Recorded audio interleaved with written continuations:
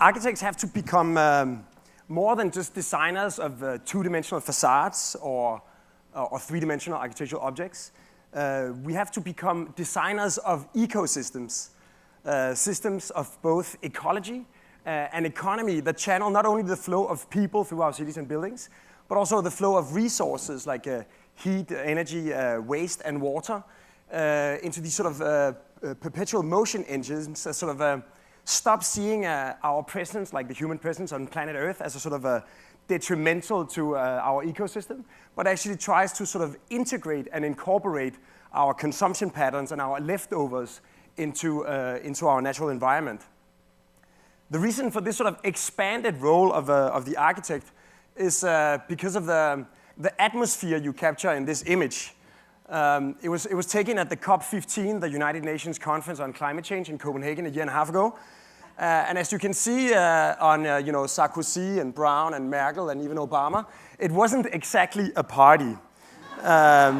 It was a complete failure. Essentially, none of the goals that had been established for the meeting were met, and the general sort of discussion about sustainability was sort of drowning in this sort of general misconception that sustainability is a question of how much of our existing quality of life are we prepared to sacrifice in order to afford becoming sustainable? Almost like this sort of Protestant idea that it has to hurt to do good. But sustainability can't be like some kind of a moral sacrifice or a political dilemma or even like a philanthropical cause. It has to be a design challenge.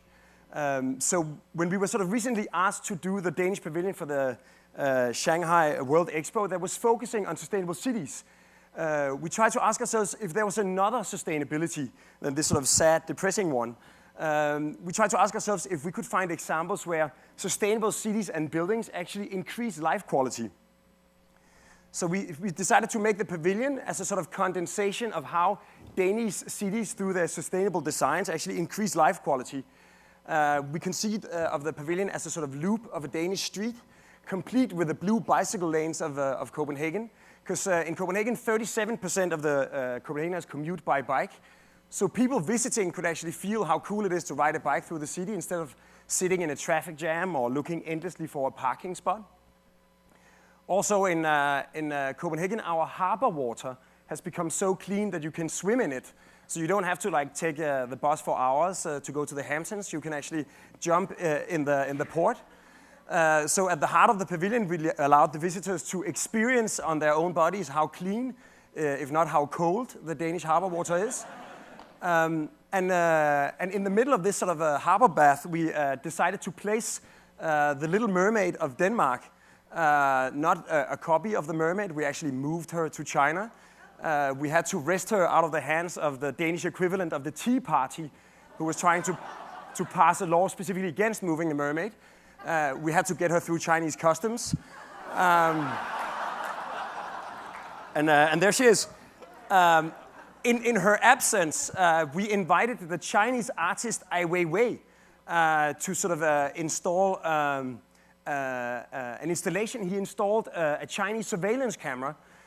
It's the same Chinese surveillance camera that the Chinese state has installed in front of his house. This one, however, it was part of an installation he called the Mermaid Exchange. It was transmitting a live image to a giant flat screen so that the Copenhagen tourists that went in rain would sort of see that she was all right. But sort of more importantly, for the 6 months of the duration of the expo, it became like this sort of the only sort of TV feed from China to the rest of the world, transmitting a sort of uncensored live footage, almost turning Copenhagen into the sort of global speakers corner for China. Sadly, Ai Weiwei has now been sort of silenced. Like this sort of critical voice of China has actually been captured by the government and has been missing for the last 6 weeks. But sort of back in the pavilion, you can say, like, to sum it up, what we wanted to try to do was to show how essentially sustainable life can be more fun than normal life. And as a sort of litmus test, this is the first image we published of the Danish pavilion. If you sort of notice the red rectangle. This is the first image, or one of the first images, published of Iron Man 2, showing Tony Stark's Mad Science Expo. And if you sort of compare the two rectangles, this is Hollywood and this is Shanghai. So first of all, like this is big business. It's America, the land of litigation. We should sue them and get rich. But then we thought sort of Coco Chanel said that copying is the highest form of compliment. And if Hollywood starts ripping off sustainable architecture to portray science fiction, it could be a sign that we're moving towards hedonistic sustainability. So sort of another sort of idea we've been working on to try to sort of bring this idea of how like architecture and design can actually sort of be more sort of environmentally aware, but also increase life quality. Started in a project we called The Mountain in Copenhagen. It's essentially a combination of a big parking building and an apartment building. But the parking creates a man-made mountain that lifts all the apartments up in the sun and the view, creating these sort of houses with gardens, but in the middle of the dense city. We call this idea architectural alchemy because it's this idea that by mixing traditional ingredients like parking and apartments, you can actually create, if not gold, then at least sort of added value. We took this idea one step further in a project in Copenhagen, where sort of by mixing shops and offices, townhouses and apartments, putting them in a sort of stack where they occupy their favorite position, distorting the block to sort of maximize views for the apartments and access to sunlight. We created this sort of building we called the 8 House, named after its shape. And this sort of approach doesn't only allow us to optimize the individual position of the different parts of the program, like leaving shops and offices on the street, lifting the townhouses with gardens up into the sunshine, but it also sort of allows public life, which is traditionally restricted to occurring on street level, to actually invade the three-dimensional space of the urban block. So the 8 House in Copenhagen is not a two-dimensional facade design or even a three-dimensional architectural object. It's sort of a three-dimensional urban condition that allows public life the possibility for spontaneous social encounters to actually invade the normally private space of the urban block and reach the penthouse of the city. So this building is at the edge of Copenhagen. Basically at the city limits, so you have this sort of clash of life forms. The sort of the last idea you can say, like in the 8 House, it's essentially like a private developer project built for like private apartments and townhouses, but somehow it has this sort of generosity towards the city that it invites public life into it. This sort of idea of public participation, we took one step further in a project we did for the new city hall in Tallinn. We thought that instead of having this sort of traditional dichotomy of the politicians inside and the public outside, we would sort of hover the city hall above the ground, allowing the public to invade the ground floor in what we call the public service marketplace, where they can interact with the public servants and even sort of see the politicians at work. We called it the public village, because it's essentially like an accumulation of all of the different departments have their own building. They sort of they sort of merge to form a sort of a single consolidated village. In one place, we invited the people of Tallinn to sort of access the roof and enjoy the panorama of the surrounding city. And finally, in the master plan, they wanted a tower, because like in Europe, it's hard to imagine a city hall without a tower. So we thought, like, what are we going to do with the tower? We thought, like, why don't we place the city council inside the tower? So we created this incredibly generous space for political reflection. The ceiling is made as a giant mirror, so that when the politicians have to make difficult decisions, all they have to do is look up, and they get this sort of periscopial overview of the city that they're actually messing with. But as a sort of side effect, when the angry citizens gather to demonstrate, they get this sort of perfect insight. They can see, if politicians are missing, if they're sleeping, if they're playing Angry Birds. So we called it the democratic periscope that combines political overview with public insight. And to our extreme luck, the city council liked the idea, and we're now building this sort of architectural realization of radical political transparency. So these sort of three ideas we try to bring together in what is until now our sort of biggest project. It sort of combines the sort of idea of hedonistic sustainability with the sort of architectural alchemy and the sort of notion of public participation. It's located within a master plan. We were commissioned by the 10 municipalities of metropolitan Copenhagen to do a plan according to, like, along a new train line that would connect all of the municipalities. But we proposed in return to say, why just focus on Copenhagen or even Denmark? Right on the other side of the Øresund waters, we have Sweden, southern Sweden.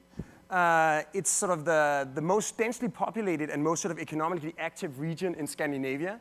And by adding a simple 3-mile bridge, we could actually connect it all into a sort of a single binational metropolitan region where no area is further away than 40 minutes by public transportation. And it wouldn't just be like an infrastructure for public transportation. It would also be infrastructure for waste management, for water management, for energy, combining a smart grid that combines hydroelectricity from Sweden with wind power from Denmark. It connects all of the most prosperous businesses in the entire region. And by merging it and making this sort of binational master plan, we also introduced pink in a flag for the first time. It has exactly the same size as the San Francisco Bay Area, so it is actually a quite likely regional planning size, just because of the national boundaries. This sort of holistic perspective has never been applied. And our idea was to, instead of like focusing on the individual infrastructures, to actually merge it all so that the train line is also the first phase densification of the downtown areas. The train really stops at the heart of the different neighborhoods. And finally, since we're combining industry, commerce, and residential, we were proposing that perhaps the excess energy from the power production of the industry could become like human programs, like thermal baths. So this could sound like sort of science fiction or the Jetsons, but sort of to take it to something really tangible, this is going to be the first building that we're completing within the Loop City. It's a waste-to-energy plant. In Copenhagen, we only landfill 4% of our waste. As an example, in Chicago, it's 85%. 42% gets recycled, and 54% is essentially used as fuel to create heat and electricity. 97% of the homes in Copenhagen have district heating, so they don't spend any energy on heating in a very cold country. They get it all as excess heat from the power production. And essentially, they form this loop that the people give their trash to the incineration plant, and they get it back as power. So as a thumb rule, 3 kilos of household trash turns into 4 hours of electricity and 5 hours of heating. And just to give you an idea of this resource, 1 ton of waste is almost 2 barrels of oil. But essentially, this is a power plant like any other. It's a big, ugly, boxy factory that casts shadows on the neighbors and block the view. So the city wanted, because it's located in downtown Copenhagen, to somehow try to make it beautiful. It should be a gift to the city, said the CEO of the plant. So this is not only going to be the biggest building in Copenhagen, it's also going to be the tallest. It's going to be more than 350 feet tall. It's located right in the middle of the historical city. You can see that's the opera, the Royal Theatre downtown, and that's where it's going. It's right next to the sort of Copenhagen Marina. And right in front of it, there's something called the Copenhagen Cable Track, which is a track that pulls wakeboarders and water skiers around in this sort of perpetual loop of water fun. And speaking of skiing, Copenhageners love skiing, but unfortunately Copenhagen is flat as a pancake. We have the snow, but we don't have the hills. So we happily go by hours on buses to the south of Sweden. So we thought, if Copenhagen doesn't have mountains, at least we have mountains of trash. So why don't we transplant one of the Swedish ski slopes and put it on the roof of the factory? So essentially, we know the size of the machines, so we create this sort of minimum envelope. They wanted to make a visitor center, which essentially is a place where school teachers drag the children to force them to listen to how trash turns into energy. Instead, we propose to install an elevator that takes you to the roof, where you can choose between a green, a blue, and a black ski slope. And because it's man-made, we can make sure that it ends up at the foot of the elevator to create this sort of perpetual loop of skiing. Miraculously, we actually won the competition based on this idea. The roof material is a form of artificial carpet that all the rainwater that drops on the mountain can be is collected and can be blown out in these humidifiers that in the summer can actually create so little friction that with normal skiing equipment you can actually ski, creating this sort of nice Brazilian hybrid of bikini skiing. But in the winter we do have 3 to 4 months of frost and snow. So from 2015 you're going to have to look out for the Danish competitors in alpine skiing. Originally the competition was to make the factory look good, so we also had to do a facade.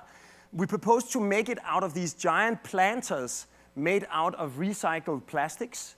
The excess water runs through the facade, watering the plants, so that in the summer we create this sort of natural shade that turns the working space of the factory into this sort of nice, naturally illuminated and naturally ventilated workspace.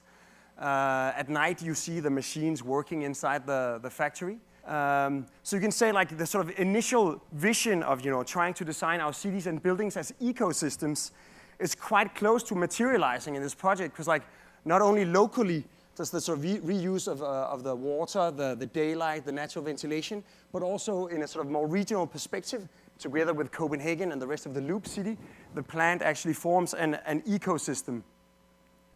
As a last thing, they were imagining, they wanted some kind of a building integrated art project. And traditionally what you do is you hire some light artists to blow colored lights at the building at night. We thought, why don't we play with the resources we have? This is going to be the cleanest waste-to-energy plant in the world.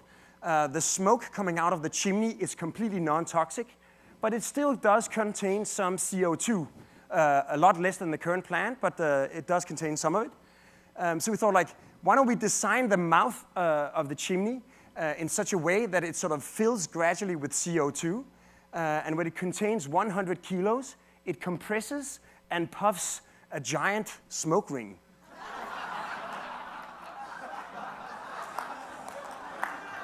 Sort of we can play with it at night.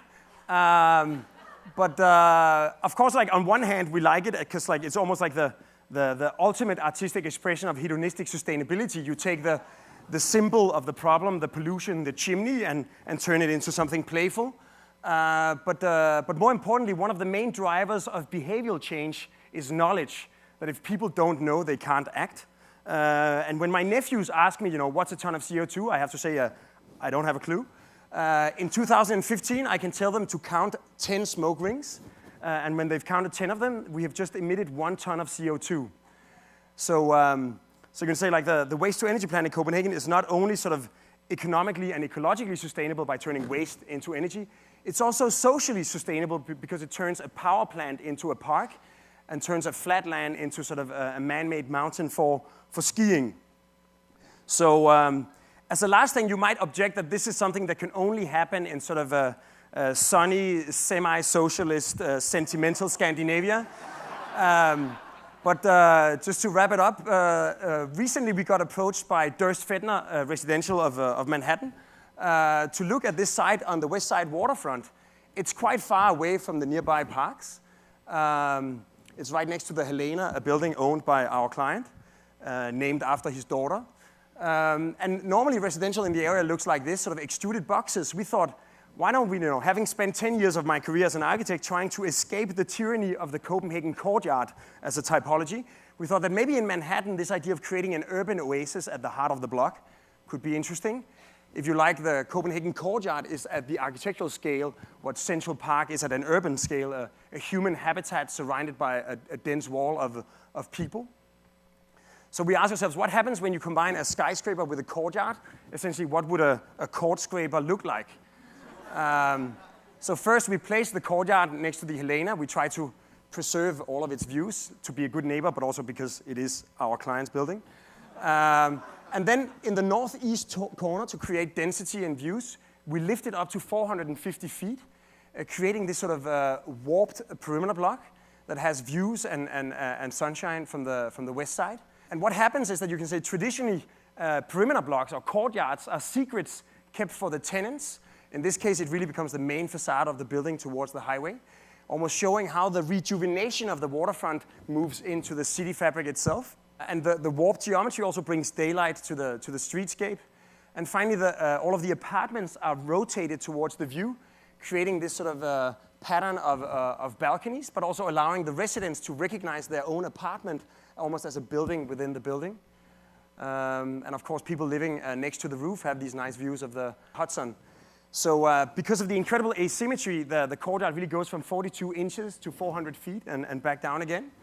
So this has been sort of passed forward. It has been sort of well received and according to plan, and sometimes even in architecture things happen according to plan.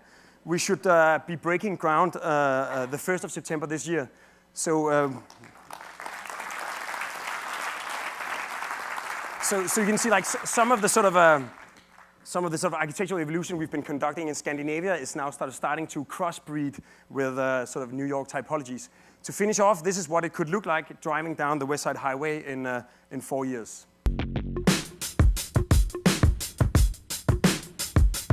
Yeah, I'm out at Brooklyn, now I'm down in Tribeca, right next to De Niro, but I'll be hood forever, I'm the new Sinatra, and since I made it here, I can make it anywhere, yeah, they love me everywhere, I used to cop in Harlem, all of my Dominicanos right there up on Broadway, pulled me back to that McDonald's, took it to my stash spot, 560 State Street, catch me in the kitchen like a Simmons whipping pastry, Statue of Liberty, long live the World Trade, long live the King, yo, I'm from the Empire State.